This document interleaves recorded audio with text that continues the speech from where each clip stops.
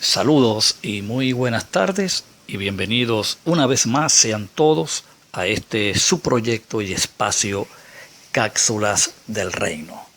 Bien, aquí estamos y aquí seguimos. Una vez más les habla su amigo y maestro en la plenitud del reino, Miguel Faría, desde la ciudad de Maracaibo, estado Zulia, Venezuela. Bien, hoy vamos a continuar con el tema el reino de Cristo.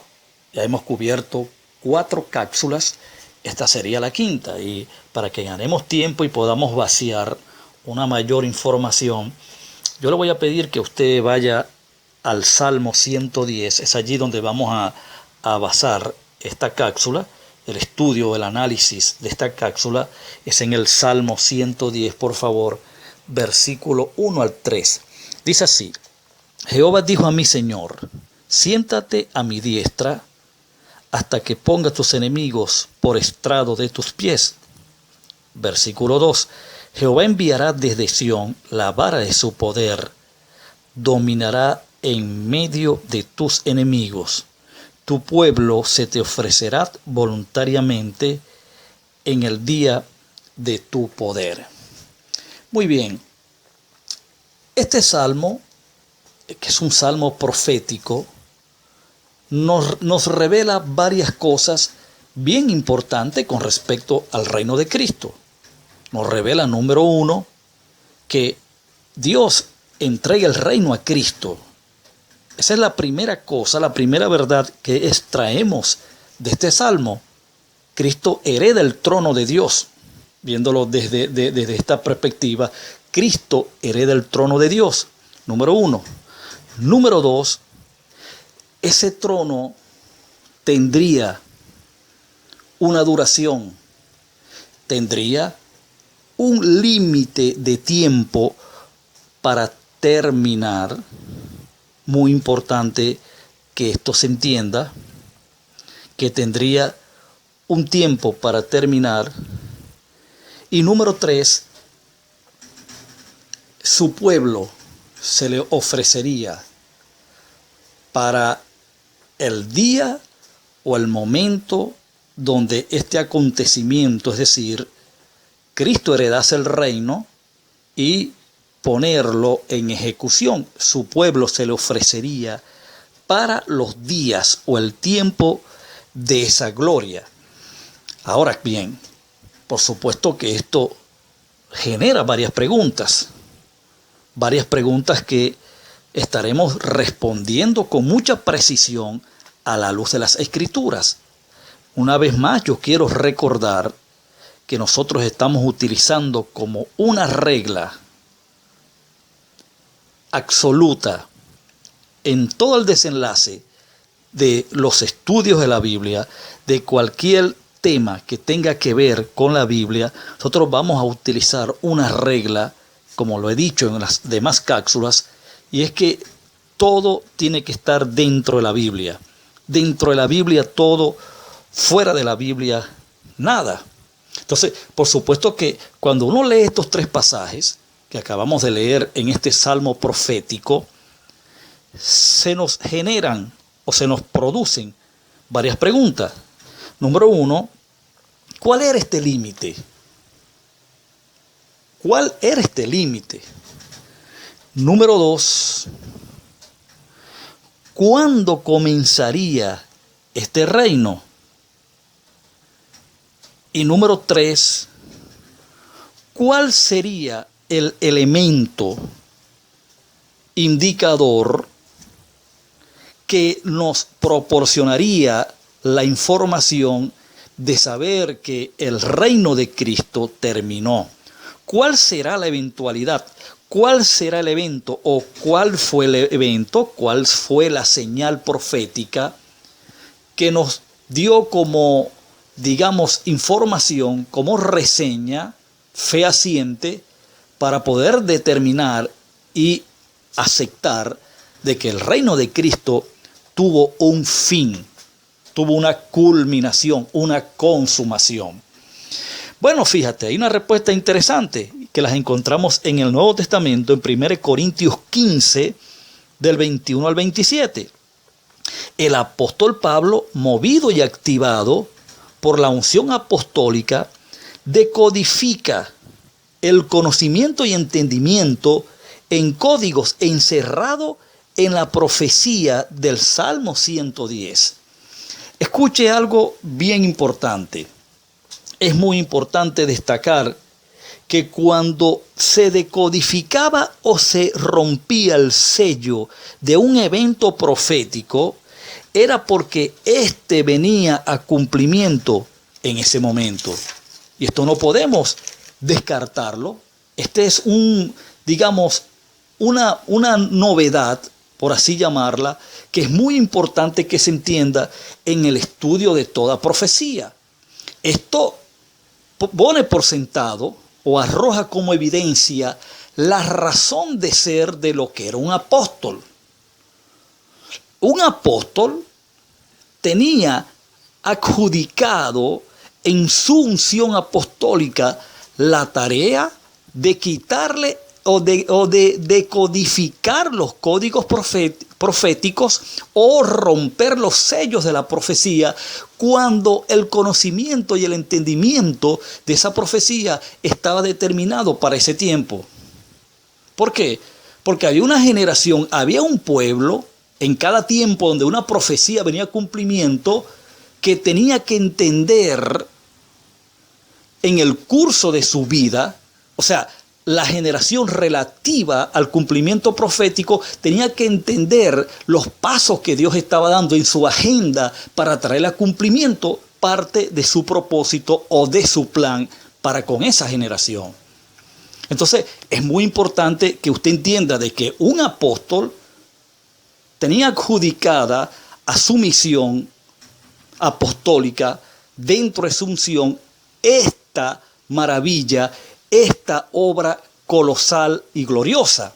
Por ejemplo, usted ve cuando Pedro, en el día del Pentecostés, después que los 120 fueron llenos del Espíritu y comenzaron a hablar en otras lenguas, bueno, para hacérselo más corta la historia, después que la gente comenzó a murmurar, y dice la Biblia que habían personas de todas las naciones de aquel entonces que habían debajo del cielo, y por las murmuraciones o los comentarios que se hacían debido a lo que ellos veían y oían, dicen que Pedro se levantó como apóstol y decodificó o rompió el sello para que se produjera el conocimiento y entendimiento del cumplimiento de un evento profético que Joel lo había dicho y lo habían dicho otros profetas. Que no vamos a hablar ahora de eso porque no es el tema.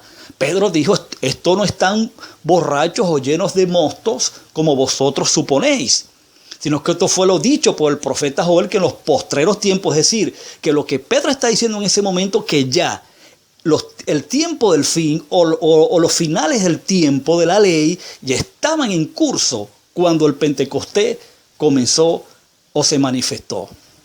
De manera que era una tarea bastante, digna, era una tarea y muy importante, colosal, la que tenían los apóstoles cuando no solamente esgrimían por el cumplimiento de algo, sino que producían el entendimiento de ese algo que se estaba cumpliendo.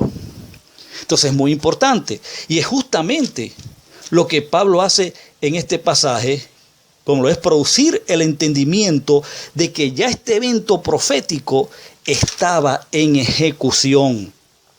Estaba en ejecución. Es decir, cuando Pablo le escribe a los Corintios, en la primera carta, en el capítulo 15, verso 21 en adelante, y vamos para allá, vaya, muévete por favor a la carta del apóstol San Pablo, en 1 Corintios 15, cuando Pablo le está quitando el velo a esa verdad, le está decodificando el código profético de ese cumplimiento. Usted va a ver claramente, según el apóstol San Pablo, que ya el evento del reinado de Cristo para el día que Pablo está escribiendo la carta, durante el primer siglo, ya estaba en ejecución.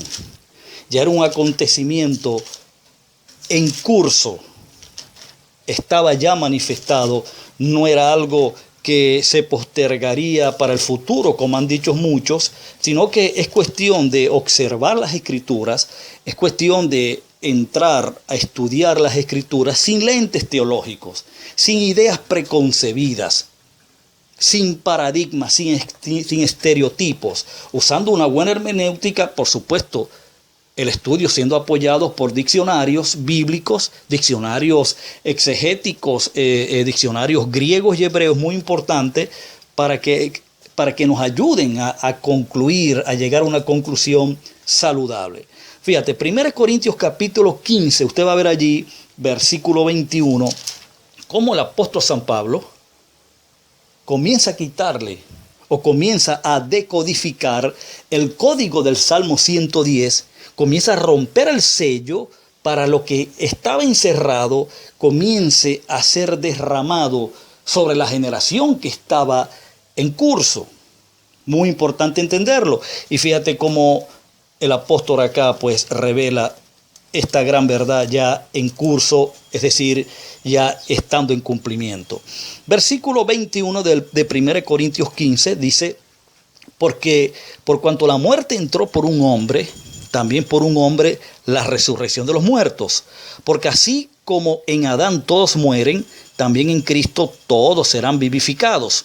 Pero cada uno en su debido orden. Observe, Cristo las primicias, o sea, Cristo fue la primicia, luego los que son de Cristo en su presencia, en su parusía, lo que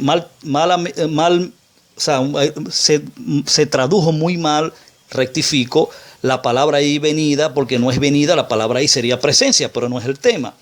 Versículo 24, luego el fin. Ahora, ¿cuándo es el fin? Fíjate, cuando entrega el reino. ¿Quién? Cristo. Obviamente, Cristo es el sujeto de la oración que se está, revelando o que está en curso desde el verso 21 en adelante, o todo el capítulo 15. Cristo es el tema central, es decir, su reinado. Verso 23 dice nuevamente, pero cada uno en su debido orden, Cristo las primicias, luego los que son de Cristo en su venida, luego el fin. Ahora, ¿cuándo era el fin? Fíjate, nota cuándo era el fin. Dice, cuando entregue el reino al Dios y Padre. Es decir, que ya de entrada podemos ver de que el reino, ya tenemos la respuesta, tendría una duración. Es decir, Cristo tenía que entregar el reino a Dios. Cristo tenía que cumplir con la misión, y ahora lo vamos a ver con más claridad. Luego el fin, verso 24, cuando entregue el reino al Dios y Padre. ¿Cuándo va a entregar el reino? ¿Cuándo sería la entrega de ese reino? ¿Cuándo sería la culminación de ese reino? Aquí viene la respuesta. Cuando haya, en el verso 24, dice, cuando haya suprimido todo dominio, toda autoridad y potencia. Es decir, cuando haya acabado con estos poderes, cuando los haya suprimido, los haya subyugado a la autoridad de su reino, dice, verso 25, porque preciso es que Él reine hasta que haya puesto a todos sus enemigos debajo de sus pies. Otras traducciones dicen, porque es necesario que Él reine. Es decir, ¿te acuerdas cuando analizamos el término 1000 o el número 1000?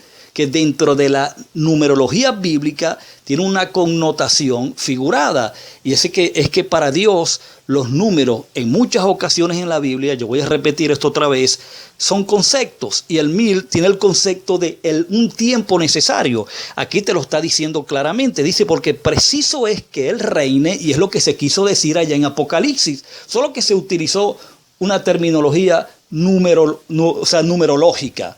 Se utilizó la numerología bíblica, es decir, el número 1000, simplemente para expresar lo que Pablo está diciendo aquí, que es preciso es que Él reine, es decir, es necesario de que reine. Hay un tiempo que se necesita donde Él va a reinar hasta que haya puesto a todos sus enemigos por estrado de sus pies o debajo de sus pies, y el postrer enemigo que será destruido es la muerte.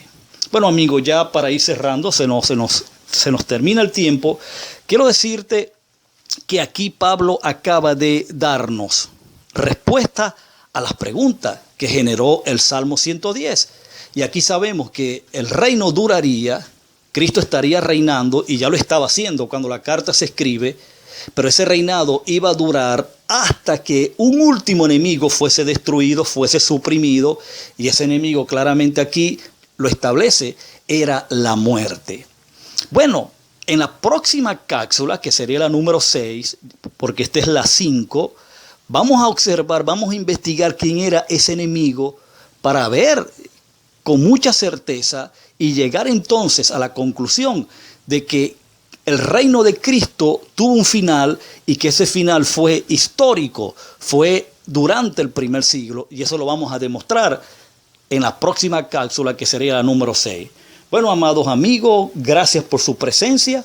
Será hasta la próxima entonces. Un fuerte abrazo a la distancia.